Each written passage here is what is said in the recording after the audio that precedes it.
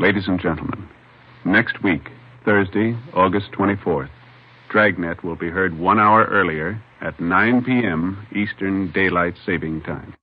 The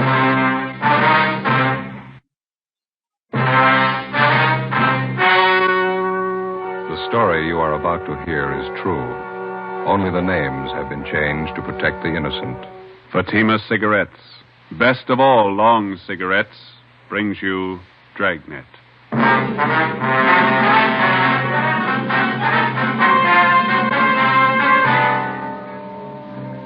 You're a detective sergeant. You're assigned to Juvenile Bureau. A vicious case of wanton and willful destruction of private property occurs in your city. Suspicion points to a juvenile. Your job, find him. If you want a long cigarette, smoke the best of all long cigarettes. Smoke extra mild Fatima. Yes, Fatima is the king-size cigarette which contains the finest Turkish and domestic tobaccos superbly blended to make it extra mild, to give Fatima a much different, much better flavor and aroma than any other long cigarette. That's why Fatima has more than doubled its smokers coast to coast. Enjoy extra mild Fatima yourself. Best of all, long cigarettes. It's wise to smoke extra mild Fatima. It's wise to smoke extra mild Fatima.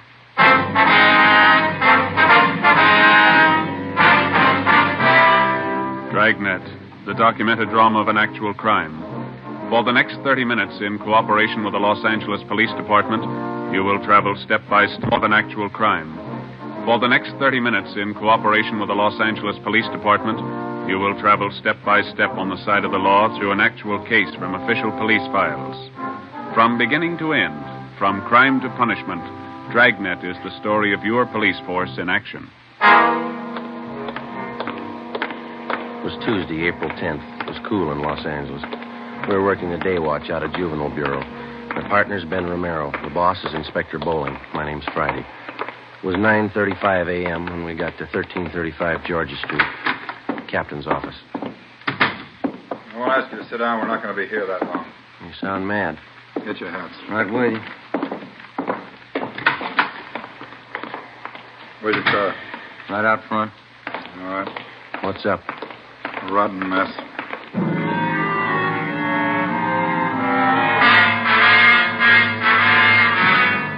We got in the car and drove south on Figueroa till we got to West 103rd Street. According to Inspector Bowling's directions, we turned right and went about 4 miles. He directed us to pull up in front of a one-story frame residence that had been converted into small business offices. On the right side, going in, was a neighborhood jeweler's shop. We could see him working in the window. Over the door of the office on the left was a lawyer's shingle. The gold lettering was new. It's this way. Lawyer's office? That's right. Name's Paul Wilson. It's me, Miss Wilson. Oh, come in, Inspector Bowling. Mr. Wilson, this is Sergeant Friday. Romero, juvenile detail. I'm assigning them this case. How you do, Sergeant? All right. Sergeant. All right, look at it. Just look at it. Look at that, Joe. Yeah. Paint. It's all over everything. Look at that leather chair. It's ruined. The desk smeared with the stuff. Green paint. Looks like they threw it on the mop, then. Rug soaked with it, the walls. Look, Joe. They even got the clock. Yeah. Take a good look. Remember it when you tag whoever did it. These your law books, Mr. Wilson? Yes, sir. I didn't have to do this. Poured paint all over them. Yes, sir. When did all this happen? Sometime last night. Found it this way when I came in this morning. Any idea who did it? That's why he called us, and we're going to find out. I don't know who'd want to do a thing like this. Just opened my office 3 days ago. Just hung out my shingle.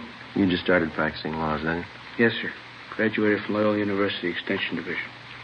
Been looking for office space for a long time. Was anything taken? No. It's such a dirty, rotten thing to pull. Undoubtedly a kid. That's pretty vicious for a kid. Can you think of any enemies that you might have had, Miss Wilson? No, sir. No one would do a thing like this. I can't understand it. There's no reason for it that I can think of.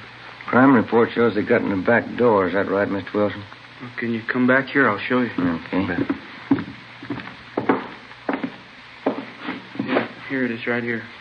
see, this used to be the kitchen when this was a flat. I was going to put a hot plate in here for coffee. Oh, yes. You can see where they cut through the screen door. It's all right. It's been checked. Okay. Oh, yeah. Yeah, I see. Mm-hmm. Any passkey would fit the inside door here. Yes, sir, that's right. You can follow the trail of that green paint right from this door all the way through the house. Yeah. I don't know how I'll ever get it all off. You know of any cleaners that handle things like this? We're not allowed to recommend anybody, Mr. Wilson. If you have somebody in mind, we'd be happy to call them for you. Well, thank you. I appreciate it. I was going to make some calls, but I haven't got my phone installed yet. Estimated damage about $1,800, is that right? That's what I figure, yes. My law books are over $600 alone. Borrowed the money from the bank for the furniture. You haven't noticed any kids in the neighborhood, none of them around while you were moving in? No, I didn't see any. I moved everything in myself, rented a trailer, made several trips to get it all over here. Guess that was a silly thing to do. Why? Well, the store where I bought the furniture said they'd deliver it, but I couldn't wait to see everything in. First office, you know. Yeah, we understand. Well, like I said, I made several trips with the trailer, and I didn't lock the office each time I left. Didn't figure it was necessary. The fellow across the hall with Bueller said he'd keep an eye on things for me. But you did lock up last night, didn't you? Oh, yes. As soon as I was moved in, I locked the place at all times when I wasn't here. That's it. We'll get right on it. I don't have to tell you again. I want a fast answer. Where do we start? With an empty paint can. Before we left Attorney Paul Wilson, we took a sample scraping of the green paint to serve as a color check. We started to canvass the neighborhood door to door. We covered the area for a radius of 6 blocks, questioning the residents and checking out the youngsters. We failed to come up with anything. We figured another good angle was to try the schools in the area. We checked on the students who had been in any kind of trouble involving malicious pranks. We had the principals line their students up. We looked them all over thoroughly for any evidences of paint of any kind on their person or on their clothing. The few leads we found led nowhere. After a week without success, we went back and rechecked the neighborhood, the paint stores, to see if anyone had bought any green paint, anyone they might have forgotten to tell us about the first time through. No leads. Monday, April 18th, Ben and I stopped for a Coke at a hot dog stand on the corner of 103rd and Oakview Avenue. A couple of Cokes, please.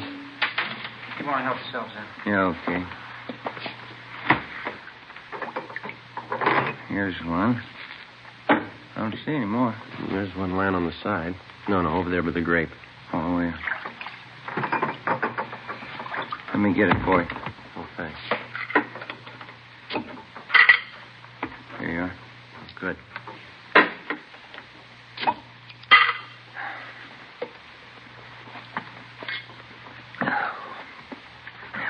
Every time I think of that boy's office, it makes me sick.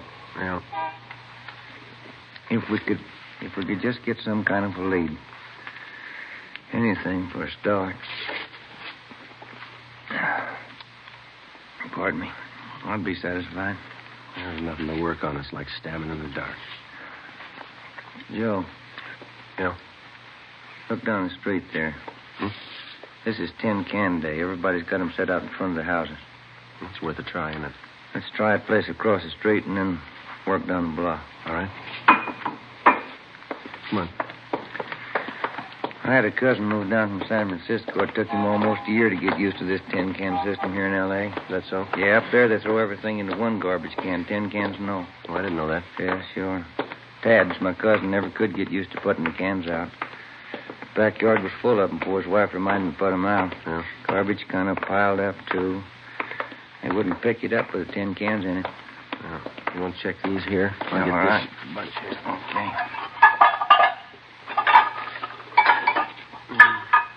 Don't see any paint cans. No, none here either. How about those down there? Okay. Let's go. I'll get this box.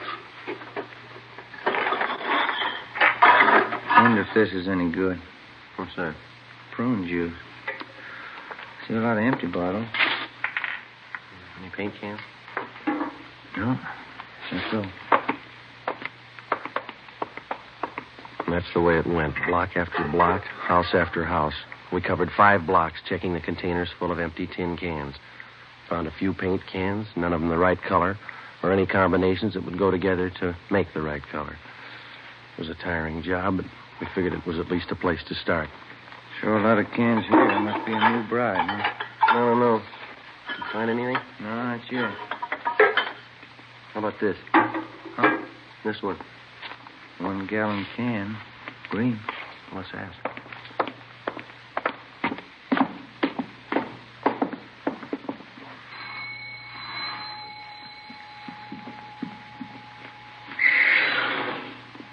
Yes?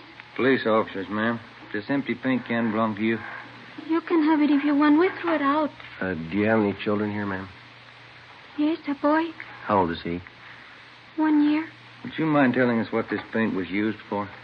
We just moved here. Is there any law about throwing out the paint cans? Oh, no, ma'am. We're investigating the case. Just like to know what the paint was used for. Did old man Boone send you over? Beg your pardon? Mr. Boone, the man we rented this house from? No, ma'am. I thought maybe it was him. He said we couldn't do any painting inside. We don't know anything about that. You sure? I don't trust him. No, ma'am. You say the paint was used to redecorate? Yes, come in, I'll show you. Oh, thank you.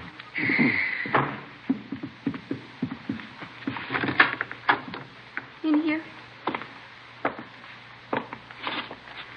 See? Yeah.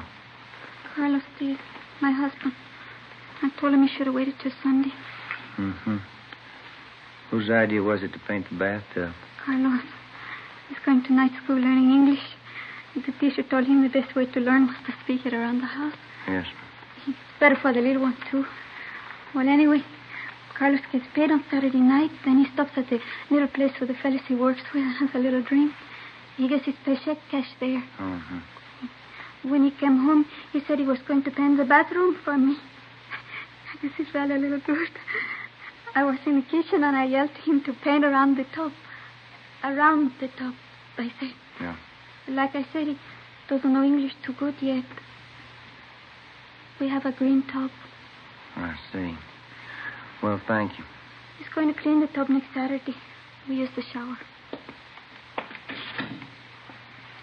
Painted that, too, didn't he?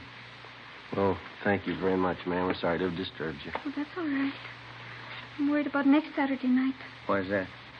There's no telling what he's going to do with that paint remover.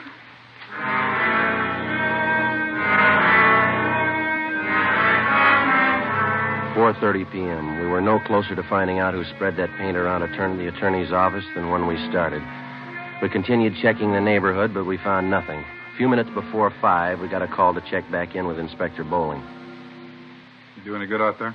Nothing at all. Well, we had a little action, a new one. Now, what's that? Came in about an hour ago. Somebody poured kerosene on 3 palm trees and set them on fire. 3 trees, 3 different blocks. Yeah? Kept the fire department busy. Tied up the traffic for several hours. I've sent additional juvenile cars out there to cover happened in the same general area as the paint job. Any leads? No. Anyone who would smear paint over an office might set a palm tree on fire. Same type of gag, malicious mischief. Think there's a connection between the two? Well, it's anybody's guess. Paint routine's a new one, so is the palm trees. They're both one-time only shots. Maybe the two connect somewhere along the line. Yeah, maybe. Well, it's got us stopped. We can't even find a place to begin. We've tried everything we know. Starting again tomorrow. That isn't going to make that young lawyer feel any better. Yep. Who? You take him down to the detention room?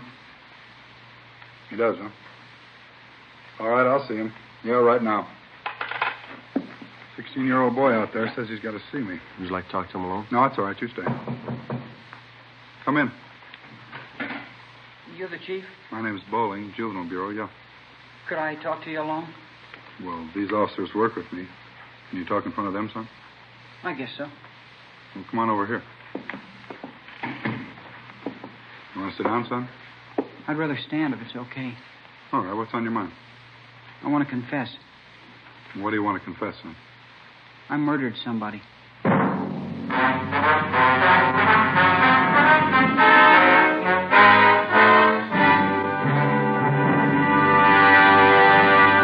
You are listening to Dragnet, actual case histories taken from official police files. If you smoke a long cigarette, it will be in your interest to listen to these case histories taken from the file marked Fatima.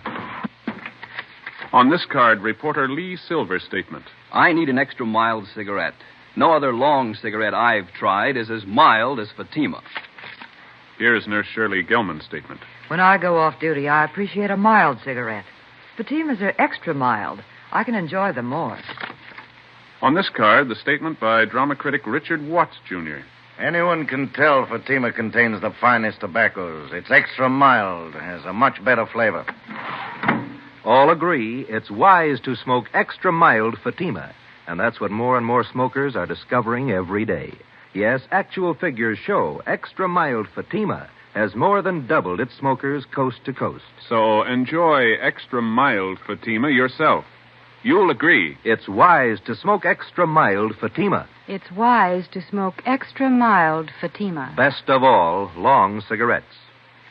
Next week, Thursday, August 24th, Dragnet will be heard 1 hour earlier at 9 p.m. Eastern Daylight Saving Time.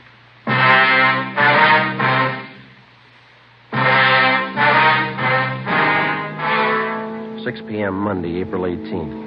The boy identified himself as Arnold Waterman. He gave his age as 16. He told us that 2 days before, at 98th Street and 2nd Avenue, he'd shot a man to death and hidden his body in the basement of a house. He was taken to the interrogation room where a police stenographer took his statement.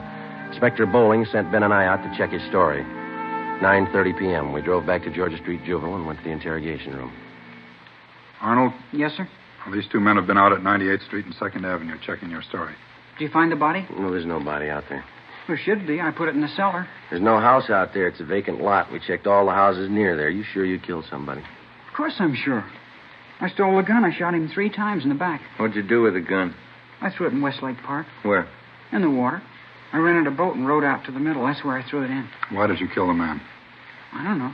I didn't like him. Now, look, boy, you didn't kill anybody. There's nothing to back up your story. There's not an ounce of truth in it. How do you know you haven't found the body? Just wait. You'll find him, then you'll see. I killed him, all right. Will you show us where you hid the body? Why should I? I told you can find it. These men have gone over that entire area thoroughly. There's nobody out there, and you know it. You cops are funny. When somebody won't admit a murder, you keep asking questions until they do. I'm telling you I murdered somebody, and you keep trying to talk me out of it. If we can find one shred of proof, we might go along with you. You can't be convicted without proof. How much do you need? You got my confession. I offered to sign it. They wouldn't let me. What more do you need? We need a victim, Arnold. If you knew where to look, you could find it. We've looked every place you told us to. You're lying to us, huh? Why? I never liked the old man. I hated his wife. I killed her, too. I wasn't going to tell you that. Where do you go to school? I quit school to sell papers. I had to support my mother. Where's your father? I don't know. My mother wouldn't tell me. That's where I met the old man I killed, selling papers. He was my boss. None of us liked him. Nobody had the nerve to do it but me. The rest of the guys were scared, but not me. What was the old man's name? I can't think of it right now. He was your boss. He never told us his name. We just worked for him. Where'd you sell papers? I don't remember. I had to sell papers. We were going hungry. I couldn't stand to see my mother starve. Couldn't your father work? I don't know where he is. I told you that. We tried to get on relief. They wouldn't let us. I made a lot of money selling papers. After a while, we didn't need relief anymore. I made $100 a week. Why are you lying to us, son? If you think I'm lying, why don't you let me go home? We haven't anything to hold you for. You can go home. Not until I have a trial. I already called a lawyer. He'll be over pretty soon. I've sent for your mother, Arnold. She'll come down and take you home. I didn't want her to know anything about this. I may have to go to the gas chamber. It would make her feel bad. You shouldn't have called her. It's no use. Let's go back to the office. His mother ought to be there by now. All right. Romero, you want to stay with the boy? Right. You better go out and find that body. Come on, Joe. I killed that old man. You can't say I didn't. The boy's a pathological liar. Well, it looks that way. Probably an inferiority complex. And this is the way of making himself important. Well, we all know he didn't kill anybody, but I wonder if he's got something else in his mind, huh? How do you do? You're Mrs. Waterman? Yes. Inspector Bowling? Yes, ma'am. This is Sergeant Friday. How do you do, ma'am? How do you do? I have to excuse my appearance. I slept a little late today. We've got your boy down the hall. He's all right. Trying to get us to swallow a few tall stories. Yeah, he's like that. What did he tell you? He tried to give us a story about killing somebody. Well, I'm not surprised. This isn't the first time. I'll never understand that kid. Has your boy ever been in an institution, Mrs. Waterman? No, he's not bad. He just likes to lie all the time. He's an awful liar. Went to his high school principal the other day, told him his father and I beat him. We wouldn't give him any lunch money. Where is your husband? He has a newspaper concession on one of the railroad trains. How often is he home? Oh, once a week, sometimes every 2 weeks. It's the only business he knows. Yes, ma'am. Maybe that's the reason the kid's the way he is. My mom always used to tell me a kid needs his father. So whenever my hubby's home, he always does the right thing. Arnold started telling these lies a long time ago, and ever since his When his father found out, he catches it. What do you mean? Good strapping. That's all a kid like him understands. His father knows how to handle him. Whenever he lies, he takes the strap to him. You think that's the best way to handle it? Don't you? Well, you know what you're doing, Mrs. Waterman. He's your son. But if you wouldn't mind a little advice, do you mind my telling you? No, not at all. Well, that boy needs care, and he needs it bad. The strap's not the answer. He needs attention, good supervision, and a lot of companionship. I'm not conducting a class in child psychology, but care for that boy of yours. Care for him before the state has to. It's just those stories he hears. That's what's wrong with him. Came home the other night with the wildest tale I ever heard. Yes, ma'am. Said he threw green paint all over somebody's office. Ben and I drove out to the Waterman home. We checked through the boy's belongings. His mother showed us his room. In his closet, we found a pair of corduroy trousers, a white T-shirt, and other articles of his clothing spattered with the same shade of green paint that had been found in the office and furnishings of Attorney Paul Wilson. We asked Ms. Waterman where her son Arnold was on Sunday night, April 9th, the night that the office had been broken into and smeared with paint. She told us she didn't know, but that he came home that night with paint on his clothing. Ben and I went back to the office where we filed an application for a petition and detention, Section 700 sub M WIC, malicious mischief, 1 count. 2 days later, in juvenile court, the calendar was called. Arnold Waterman's name was first on the list. The judge, the subject, and all those concerned in the case retired to the judge's private chambers. Ben and I, Arnold Waterman, and his mother. The subject was informed of his constitutional rights, and Judge Frank J. Smith read the findings of our investigation. Arnold, it alleges in this petition that on April 9th at approximately 8:30 p.m., you entered the office of Attorney Paul Wilson at 9218 West 103rd Street, where you willfully and without Mr. Wilson's permission did maliciously damage his office to the extent of approximately $1,800 by pouring paint over his rugs, furniture, books, and other articles in his offices. Is this true, Arnold? Yes, sir. Did you know Mr. Wilson? No. Arnold, I'd like to know why you did that. I felt like it. You'll have to give me a better answer than that, youngster. That's the best I can do. That's good enough, isn't it? No, it isn't good enough. We have a courtroom full of boys outside who probably want to be helped, and we're going to try to help them. We can't help you unless you want to be helped. You don't want to help me. You don't believe anything I tell you. Officer Friday. Yes, Your Honor. You and Officer Romero investigated this case from its inception. We did. As a result of your investigation, what's your opinion of this boy's truthfulness? Well, Your Honor, I think I can speak for Officer Romero here as well. In all our talks with the boy and our observations of him, it's our opinion, for what it's worth, the boy's a pathological liar. Basically, he seems to have the makings of a good youngster. His environment's bad. Seems to have very little, if any, parental guidance. Tells lies, Your Honor. Lots of them. That seems to be everyone's opinion. It's not mine.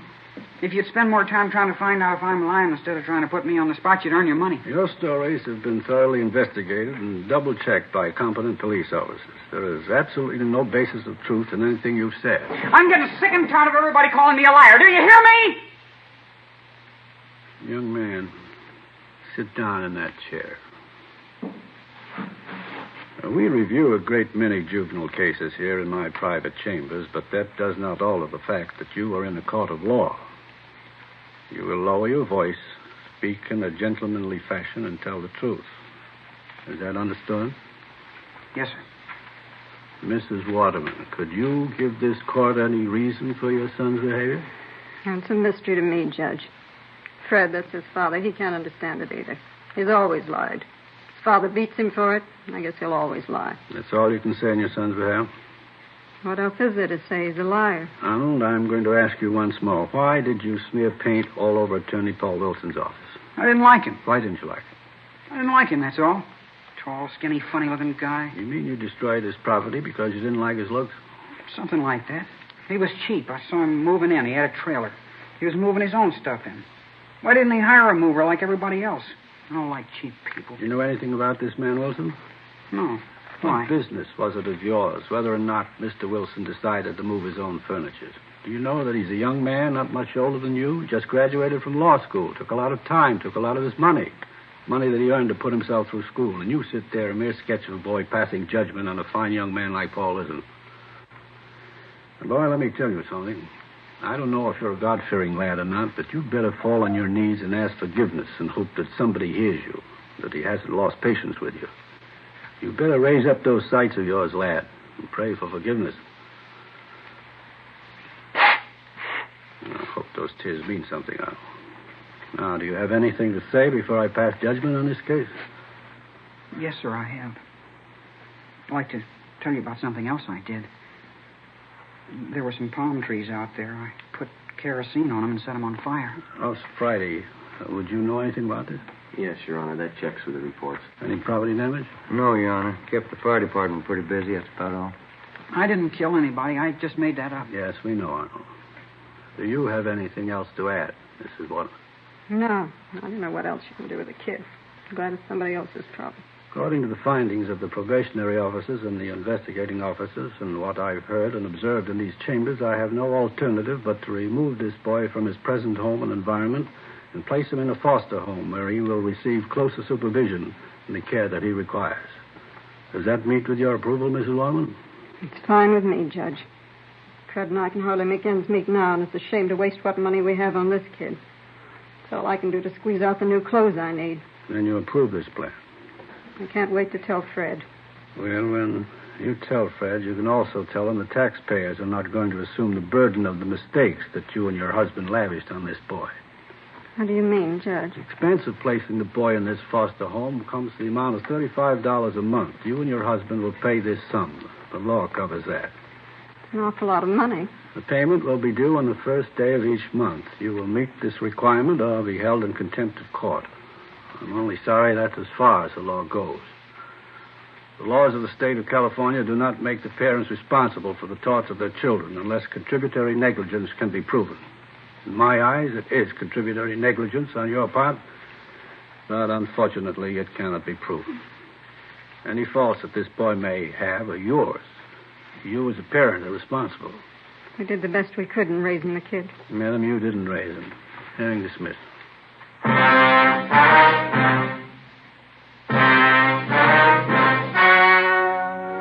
The story you have just heard was true. Only the names were changed to protect the innocent. On April 18th, the hearing was held in the private chambers of Judge Frank J. Smith, Juvenile Court, City and County of Los Angeles, State of California. You have just heard the results of that hearing. And now, here is our star, Jack Webb. Thank you. The working detective in the process of apprehending criminals devotes his full time and energy to the job. His alertness, intelligence, and a great amount of patience. So with a cigarette. The makers of Fatima cigarettes employ these same qualities in blending the finest Turkish and domestic tobaccos to make Fatima extra mild. Best of all, long cigarettes. Now, if you're a long cigarette smoker like I am, then buy Fatima. You'll find, as I have, that every pack is extra mild. Smoke Fatima.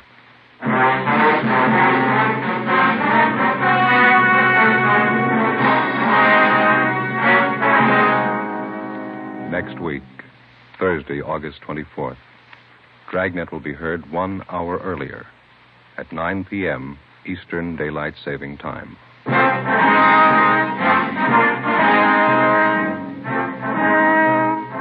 You have just heard Dragnet, a series of authentic cases from official files. Technical advice for Dragnet comes from the Office of Chief of Police W.A. Parker, Los Angeles Police Department.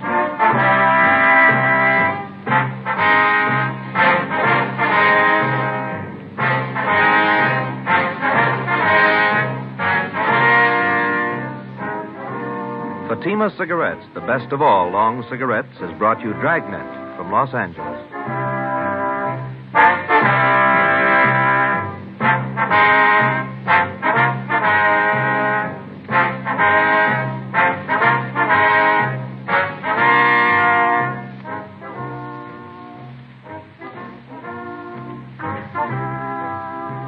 Now hear Sarah's Private Caper. September 7th, it's Father Knows Best on NBC.